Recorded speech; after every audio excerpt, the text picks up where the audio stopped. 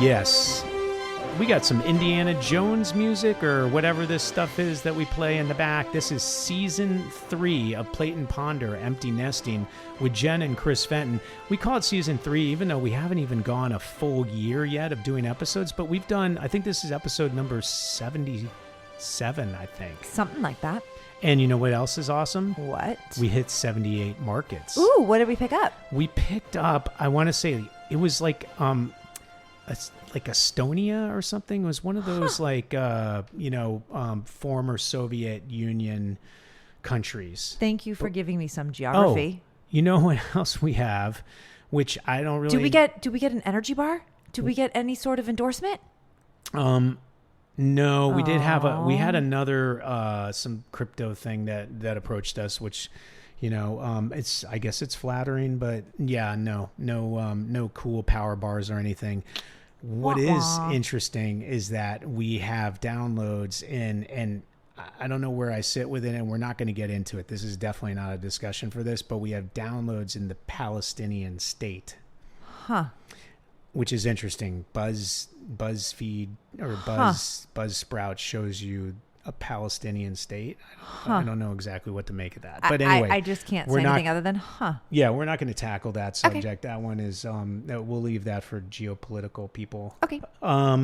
But I will say, as I'm looking for some of my sound bites, that you look beautiful tonight because we do have this incredible summer sunlight that is just glowing off of you right now. Well, thank you. It is hotter than balls right now. Yeah, well, yeah, and I remember I had a manager at the lifeguarding job I had at Minnechaug Tennis and Swim Club, and he would come out and he'd be like, "Chris, it's hotter than a dog's ass." Yep, that seems about right now too. And then when it was cold, every once in a while we would have these cold spells in the summertime, I guess, and it was too cold to swim.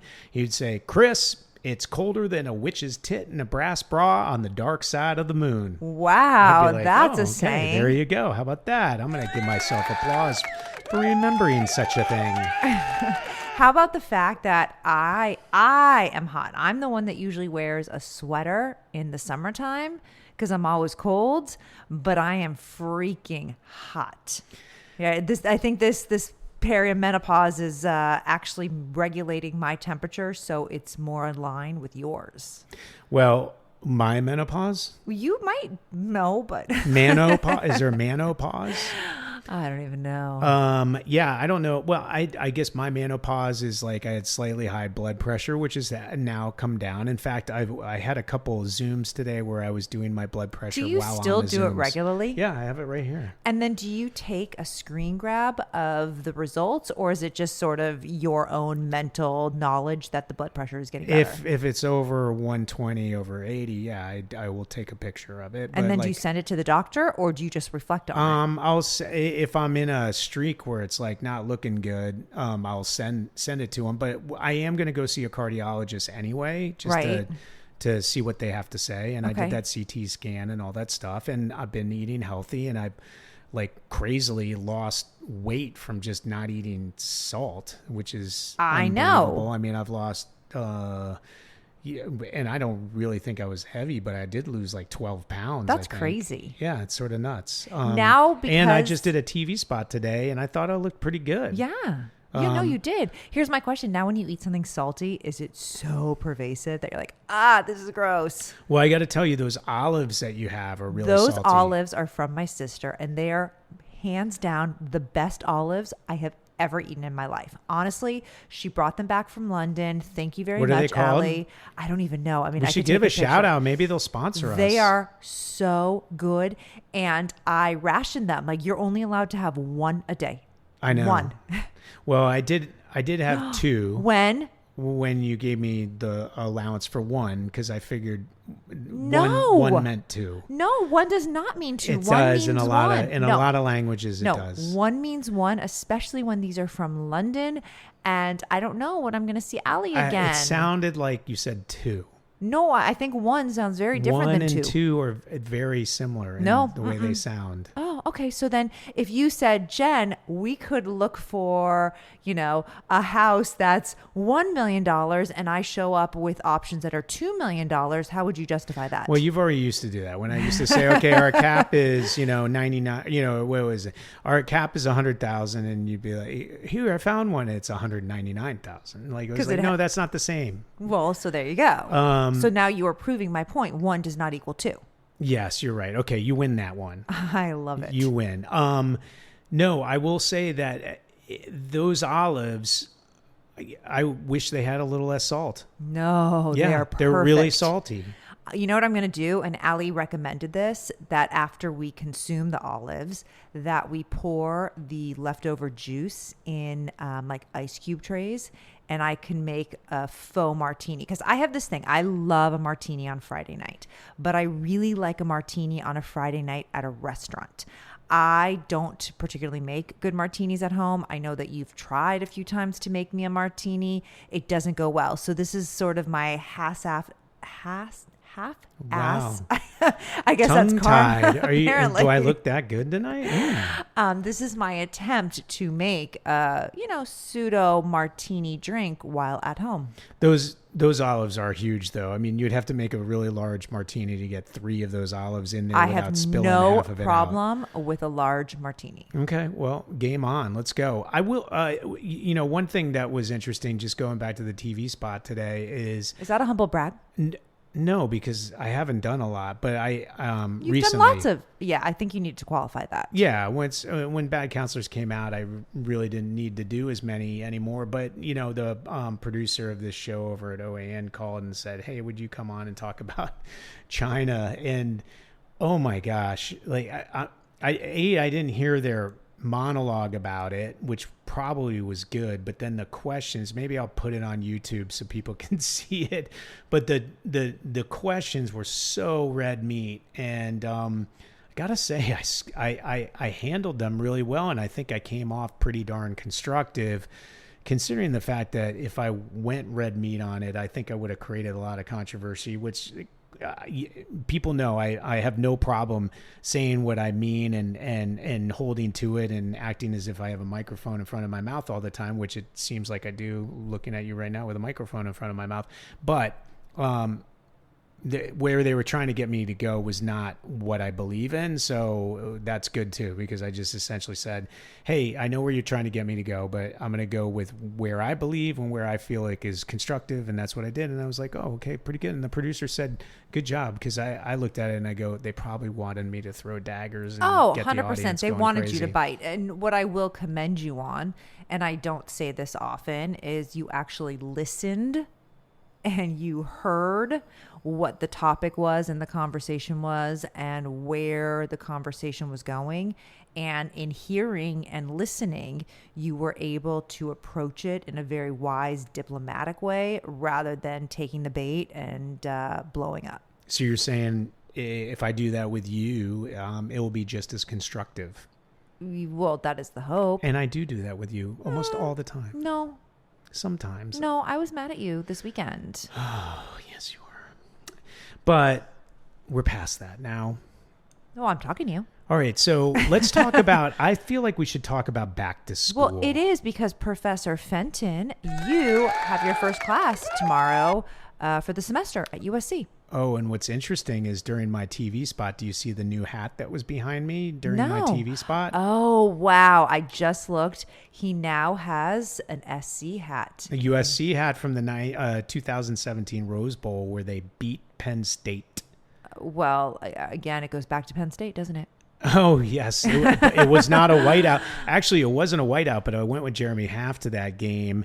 And I remember the cheer was a bunch of times during the game. They started a Jerry Sandusky cheer, so that was sort of funny. Wow, that's a record scratch. Yeah, that was a heck of a game, though. That was I think that was the game where the guy kicked a field goal a gazillion miles to win it all. But anyway, it was. It is back to school. It is back to school. Professor Fenton has a syllabus that seems to be resonating very well with everybody. In fact, can I give a little shout out to how much it's resonating? Always. Kaylee texted us today, and she said that one of her friends, I guess, isn't in your class, but has friends that are in your class. And he looked at the syllabus and he's like, I want to take that if I can. And the kids in your class and in this specific cohort are pretty excited for the Wednesday evening. Pretty cool. Yeah, pretty cool. I was so proud. I'm excited. And I actually have a couple celebrity kids in my class, which I'm not going to name, but like A-list celebrity? Pretty good sized celebrities. Wow. Yes. And then, how come I don't know any of this? Well, what's interesting is last year I had the new CEO of Disney. He wasn't CEO of Disney then; it was still Bob Iger, but his daughter was in my class. Oh, wow. So, and all I had was very pleasant things to say about Disney. In fact, I had Sean Bailey, the former president of production, come and speak at the class. So I remember. Anyway, yeah, it's USC is quite an institution. In fact, when I was in Atlanta, which was funny, they were saying, "Oh, you're a professor at USC," and I said, "It's great." And somebody goes, "The Gamecocks are going to be, I think, a team to be reckoned with this year too." And I go, "Yeah, that's I guess I'm on the East Coast, and USC there is University of South Carolina." Yep. I said, "We're the West Coast USC." Got it. Thank you for clarifying. It's actually the true USC. I mean, let's face it. There's Gamecocks. Come on. I mean, I like watching them because they're in the SEC, but I mean, USC is really the USC. Yeah. That we talk about. And in fact, games start this weekend, which Football means you will not have to worry about me on Saturdays at all. Or in fact, Sundays. Do you have anything planned on Saturday? Apparently Sunday not. Is NFL, and Sunday I know you're NFL not as big NFL, but Saturday college football huge, and then Monday night too. I mean, I did get a little bit into NFL stuff just because of this Shader Sanders thing. I thought he was going to get the starting nod, and he actually had. I like the idea that this Neon Dion's kid comes out of the gates with his retired jersey and the cockiness and completely conceited and just I am holier than thou kind of personality, and the NFL completely spurned him, and he barely got drafted. Or did he get drafted? I can't remember. It was way late. I will tell you, Dylan would know this. Yeah. That child has crazy sports IQ, whether it's football or lacrosse. It is incredible to watch his brain. Well, the cool thing about the story is that, I like the comeback story. I like the idea that a guy got a serious, humble knuckle sandwich to the face and could have disappeared forever, cried away or whatever. But he worked his way back, and I actually thought he worked his way into a starting position. It turns out Deshaun Watson is going to start over him, but we'll see how long that lasts. Actually, Dylan predicts that by week 8, Sanders will be starting. Week 8. Why is that a significant? That's his prediction. He thinks it's just not going to work for Watson. He's sort of a jerk and, is troubled, and Sanders deserves the spot. So we'll see what happens. Now that is the Cleveland Browns, and it's not like any of us really care about the Cleveland Browns. No, it's just an interesting that's not true. story. There are some people, and in fact, I mean, they're not like my go-to team, but I remember watching them on Hard Knocks. Oh yeah, that's right. They were featured. Yes, you're right. They were on Hard Knocks a few seasons ago, Uh-huh. I guess. Yeah, that was a good one. So when you think about back to school, what do you think about when you think about back to school? Okay, I think about rituals for sure. That which my mom did with me and that which I did with the kids. I think about probably my favorite classes or teachers. And I think depending on what level, whether it's high school, college, or law school, I can identify one of my favorite classes. Could you? Or one of my favorite teachers? I can. And you know what I am aiming for too is this year I completely changed my class because I'm either going to go out in a ball of flames or I am going to be the greatest professor ever. I have no idea which one it's going to be. I took the 10 books that were mandatory to read off the syllabus. I have only 2 on there. I have Human Flourishing by the Trilith Institute, which is based on a 22 market research study around the world by Baylor University and Harvard University on what makes people flourish as human beings. Because I think that's really important, sort of foundational mechanics, whatever I'm trying to say there, to have in your brain if you're in a left brain, right brain business. And then the other book is Feeding the Dragon: Inside the $1 Trillion Dilemma Facing Hollywood, the NBA, and American Business by Chris Fenton. Nice plug. And the reason I have that in there is I really want the kids knowing my story and who I am and why they should either be listening to me or debating me or tuning me out. I don't know, but they should know who's sitting in front of them, telling them what I think is best for them to prepare for the future. So to answer your question, yes, I can name. The problem with college is I didn't go to a lot of classes. Can you not say that because our kids listen to this? Well, Dylan does. Kaylee doesn't. Yeah, I didn't. I went to class, you guys. Don't follow your father's path. Yeah, I was very bad about going to class in college. But I do remember a professor of civil engineering named Dr. Ruina, who just was fun and really knew his stuff and ran an interesting class that kept my attention.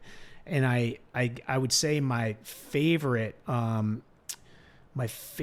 classes at Cornell was one summer I had to stay up there to take the 2 electives that I had to take, and one was writing from experience, and I think my teacher's name was Professor Beecher, and she I thought I wrote masterpieces every time, and she gave me really bad grades, but she really walked me through why they were terrible. And I think if it wasn't for that professor and the way she really manhandled my grades and told me I was not a good writer, but also explained why, I would not be a writer today.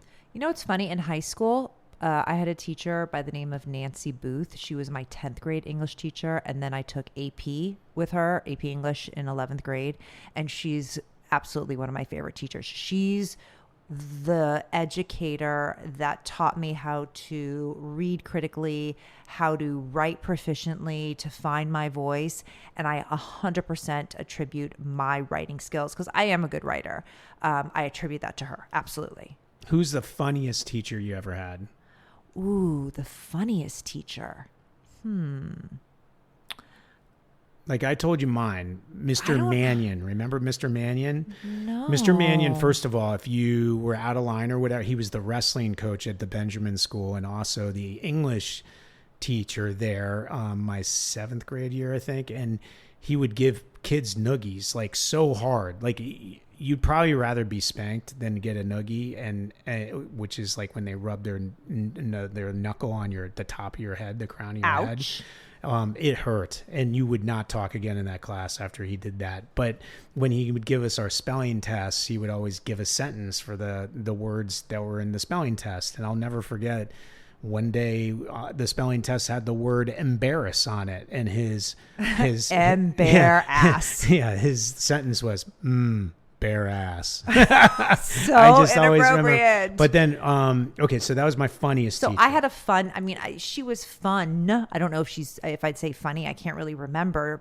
My mom probably would have been able to remember, but it was my Spanish teacher, and her name was Senora Ippolito.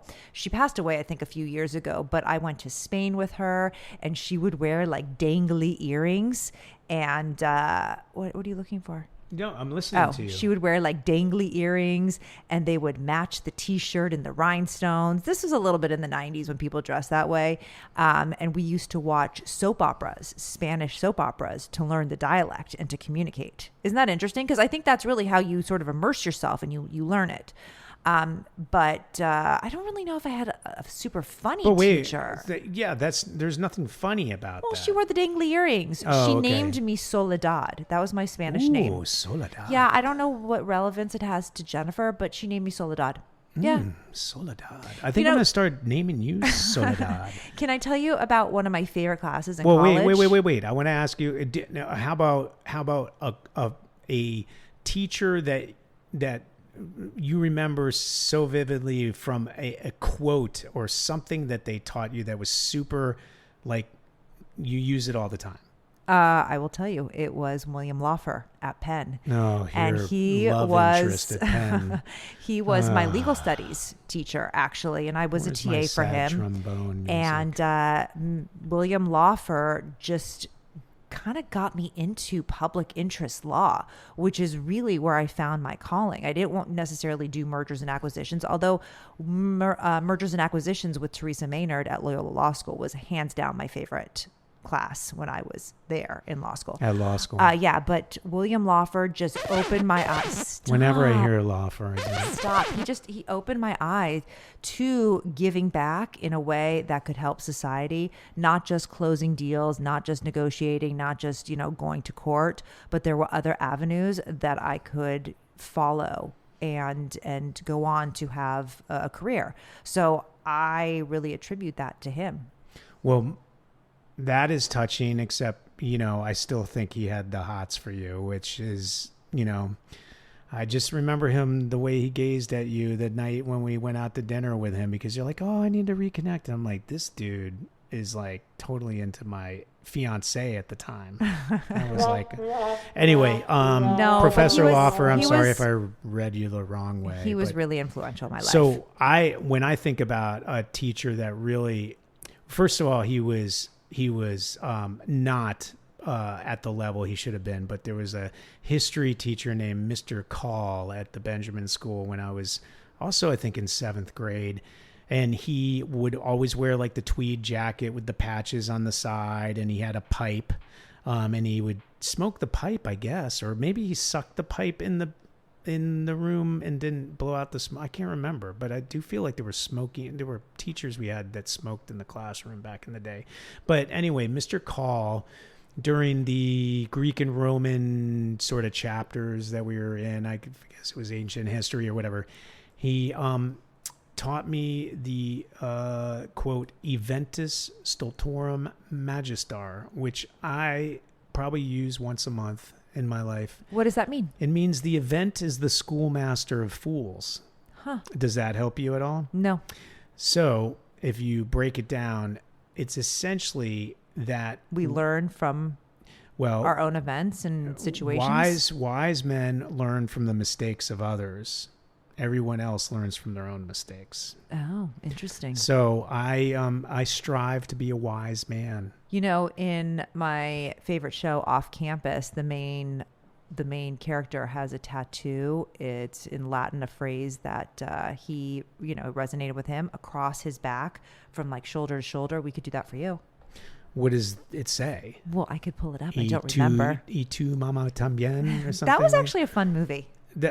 Wasn't that a movie about, what was that? Was that two guys that fall in love? Was that like Off Camp? Or wait, what's the gay hockey movie that you watch? Heated Rivalry. Heated Rivalry. I feel like Y tu mama también was that. Or no, it was two guys that fell in love with the same girl or something. Yeah, there were friends that they embarked on a road trip together. Yes. It was with Gael Bernal and the other guy Diego, from Narcos. Diego Luna. Mm-hmm.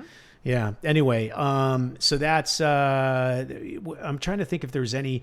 So, I mean, I remember a lot of elementary school teachers, but not, Mrs. Morrison was fantastic. Loved her. And she had a son who was a year older than us. Great athlete, Rourke Morrison. But can I ask you a question? Yeah. So for some reason, while elementary school is obviously the furthest from both of us, it is kind of the rituals and what you remember the most, a little bit about going to school.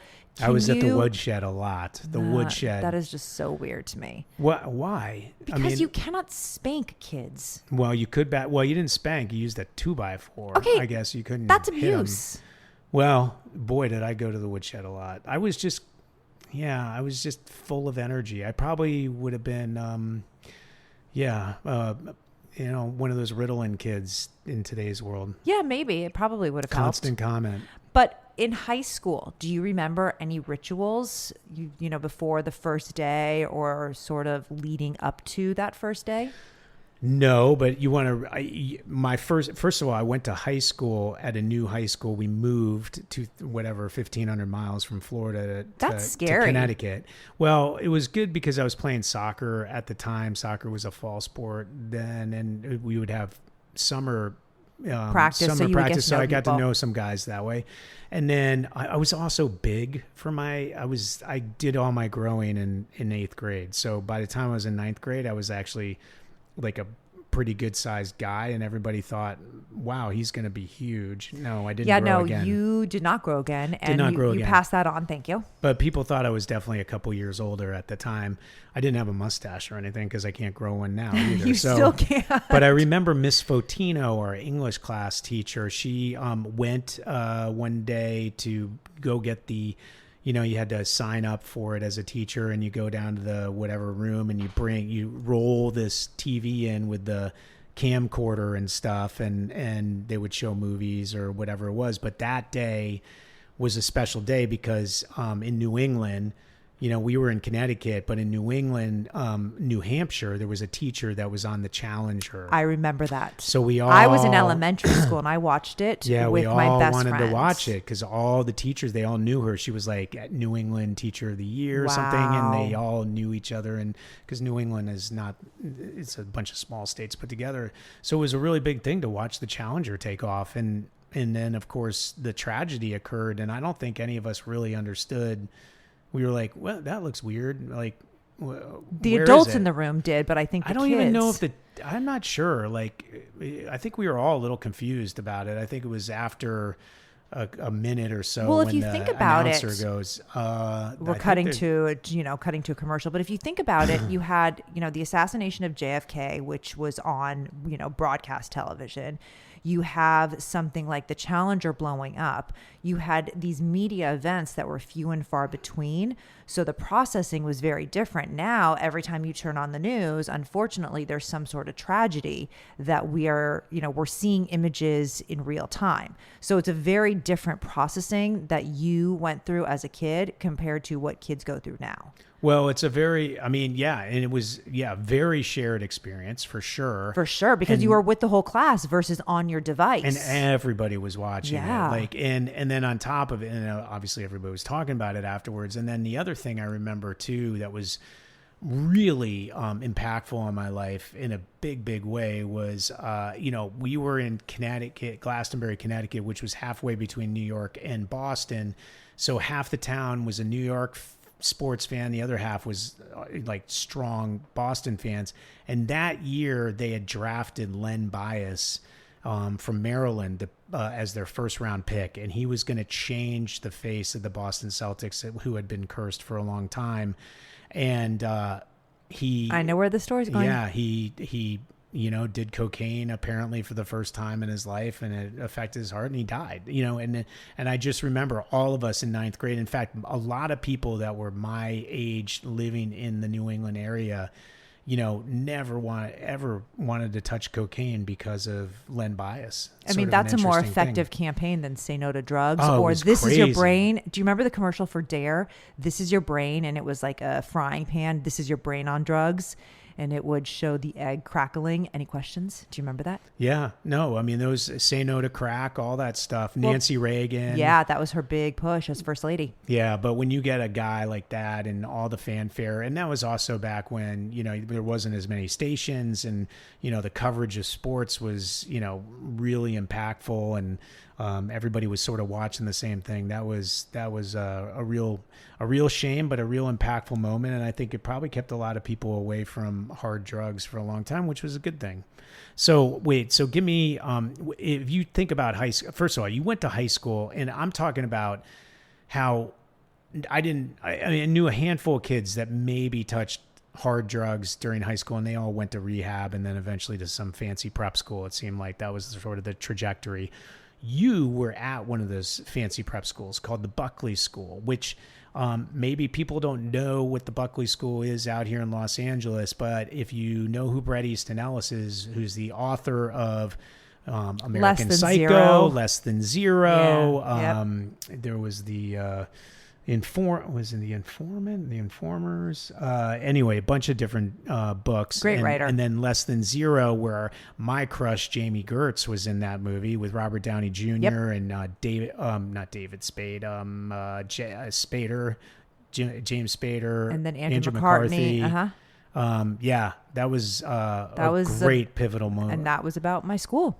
Yeah, it was about your school. And now The Shards is out about your school, so too. The Shards, which is based on the Bret Easton Ellis book, and it also takes like the Ryan Murphy American Horror Story. So, there's some drama and some crime and suspense woven into this crazy, elaborate, luxurious time of partying kids in the 80s in Los Angeles.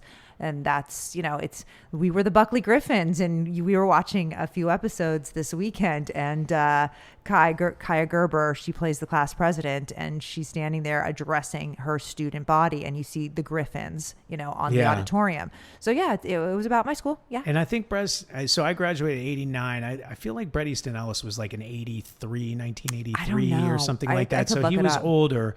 And I just want to say, I graduated in 96. So I did not know this Buckley. It was a very different time. Yeah. Well, he hit, that was the heyday of Hollywood and cocaine and partying and Hugh Hefner and all the insanity that was going on in LA. And he lived through that into the 80s. And then by the time you got to Buckley in the 90s, of course, it was way more developed and mature than anything I saw in Glastonbury, Connecticut, I'm sure. Probably. But it wasn't like the Bret Easton Ellis version of Less Than Zero, right? It got tamer over time, or no? Yes and no. You were a Frosty, though. You were the captain of the cheerleading team. I was in honor society. I was on the prom committee. I did a lot there. Oh my gosh, I can only imagine. Well, and you got into the safety school of Cornell, Penn. Okay. So you obviously did something right. Thanks. We're not going to go there because that's so not right. Is that not right? No, we're ranked higher right now. In fact, I could pull up the U.S. News World Report, but I think we should deviate and let's talk about something that maybe our audience resonates with, is when it's back to school, but you don't have kids in the house. How about that? Like going to the market when you don't have kids in the house is such a strange experience. You're used to buying infinite, bags of chips and cookies and much more milk and eggs and protein, right? Because everybody's on the protein kick, especially when you have an athlete in the house. And now I'm like, I'm going to grab a thing of spinach. I'll get some hummus and some carrots. We can have some, rotisserie chicken if we need some protein to nibble on. And that's kind of it. Well, the part that's so irritating, like it's one thing to be able to go buy the stuff that you need to go buy. The part that drives me crazy when they're here is they never tell you when they just ate the last thing, or we're out of this, or we're out of that. Like it's just like a guessing game. What did we get through? And half the time when I'm going to I bet you we're out of this, and then I buy it and I get home and there's like 5 of them. I'm like, they don't even eat that. Dad, we don't eat that anymore. I'm like you did yesterday. Who told? Like somebody tell that to us. The only thing that we went through regularly when Kaylee was home this summer was Tapatio. That child, she's lost her taste buds. I mean, that child eats more hot sauce than anybody in this world. Yeah, that's, although I can tell you the salt thing has shown that you can wear it down and get back to a normalcy, and then suddenly like something with salt on it tastes a little too salty. Like I think the olives. She might be fixable. You think so? Fixable. But I do think, now that they're out, we can digest, we can sort of, live in the moment a little more now. I want to ask you a question. What was the first thing that you bought back to school shopping when the kids weren't here? Didn't you get a case of wine? I did get some wine. Yeah, I got some wine, and they got a 20% off sale at Bachelor Vaughn's this weekend, so I might have to get some more just to stock up. Yes, please. But I'll say that we let's digest a little bit. I think we're at the end of this episode, but we should come up with some of the things that we just absolutely love for the next episode about empty nesting that we forgot existed when we had the chaos in the house for the last 3 months. What do you think? I think we can do that. I think that would be really cool. And I will say it's always a pleasure doing a couple episodes with you in a single week. Like it's just a fun way to reconnect and also talk about the things that have been going on. So thank you. Thank you. Have a good night. I want to thank you, all 78 markets out there around the world, for listening to Plate and Ponder Empty Nesting with Jen and Chris Fenton. Please follow us, download, enjoy, review, DM us. You have guest ideas? Yes, we'll get back to that eventually here too. And we really appreciate your time. Have a good one, and thank you. Bye.